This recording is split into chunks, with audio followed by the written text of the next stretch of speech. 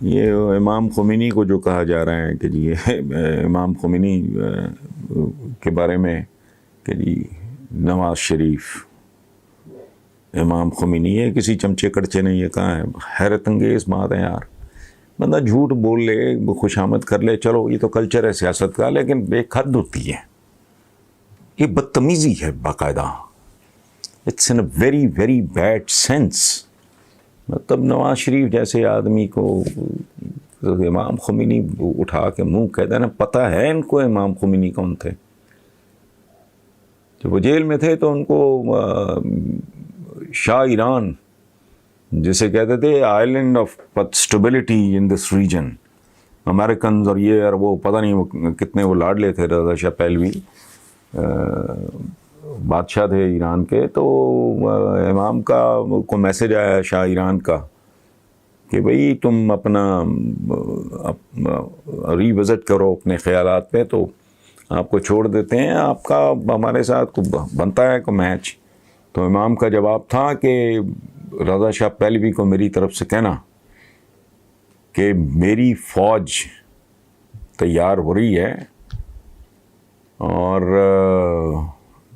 جب وہ کھڑی ہو گئی، سفارا ہو گئی، تو تمہیں دنیا میں پناہ نہیں ملے گی کہیں.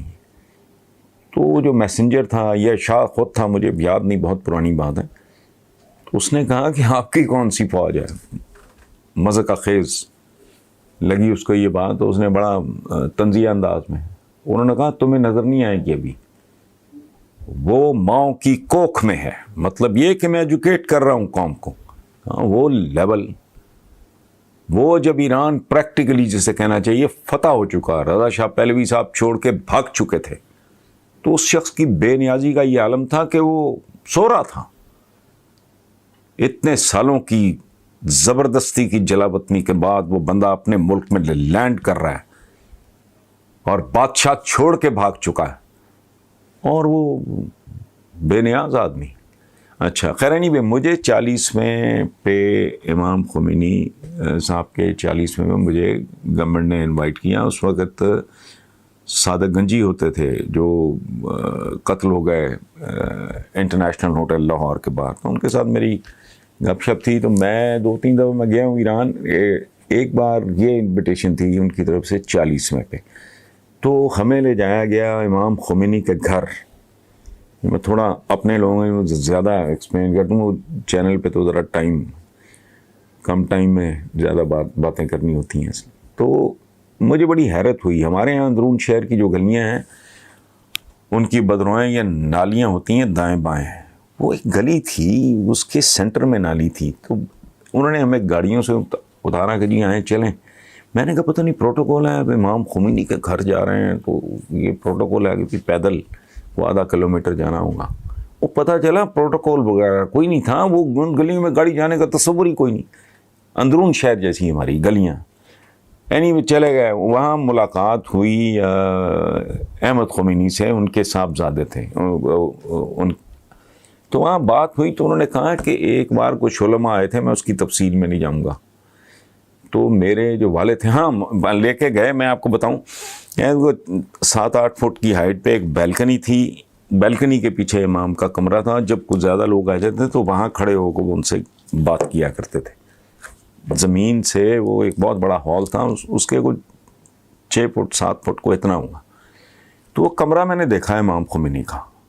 اس میں ایک قالین تھا جو ایران کے غریب ترین گھروں میں بھی ہوتا ہے، ان کا کلچر ہے. اس میں ایک تکیے شکیے ایک سائڈ پہ پڑے تھے، ایک بیڈ سا پڑا تھا، اور ایک وہ جو کھڑا ہوتا ہے جس پہ کھونٹی ٹائپ نہیں کپڑے ٹانگتے، 2-3 وہ تھے. اس میں ان کے 5-4 جبے تھے، کو ٹوپی، اس طرح کی چیزیں. 2 جوڑے سلیپر. وہ ان کا ذاتی کمرہ تھا.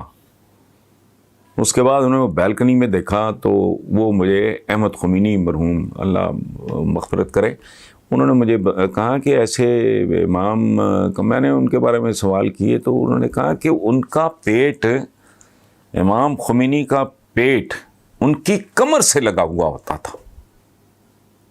وہ اتنے کم خوراک آدمی تھے اور اتنے بے نیاز آدمی تھے اور اتنے عبادت گزار آدمی تھے. تو کہتے ہیں کہ ایک دفعہ کچھ علماء آئے.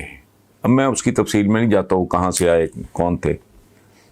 تو جو ٹائم تھا اس کے مطابق امام وہ بیلکنی میں گئے، وہ 6-8 فٹ پتہ نہیں حفاظت کے لیے ہوتی ہوئی کیا، میں نے دیکھی ہے وہ جگہ، اور وہ اس کی دیواریں خون سے بھری ہوئی تھی جب میں نے دیکھی ہیں، چونکہ امام کی وفات پہ لوگ وہاں گئے اور وہ ٹکرے مارتے رہے بخیر. تو امام نے دیکھا، انہوں نے کہا یہ علماء ہیں.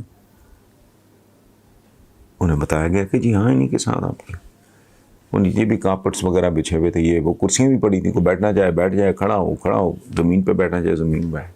امام واپس پلٹ گئے. انہوں نے پتہ کیا کہا؟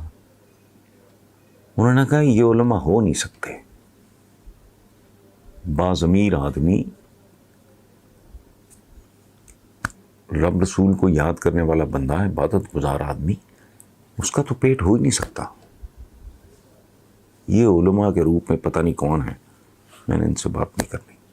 تو اب اس طرح کے بیک گراؤنڈ اور اس طرح کی پریکٹسز والے بندوں کو اٹھا کے کہہ دینا کہ جی چل پہلے قائد اعظم ثانی بنا دیا، پھر شیر شاہ سوری ثانی بنا دیا، پھر پتہ نہیں کوئی اور ثانی سونی بھی پچھلے دنوں میں پتہ نہیں کیا تھا، اب پتہ نہیں کسی دن چیک وغیرہ بنا دیں گے. تو یہ عجیب و غریب اسٹوپڈ بات ہے، نہیں اس طرح کرنی چاہیے. ضرور کریں خوش آمد آپ اپنے لیڈر کی، ہمارا تو کلچر ہے.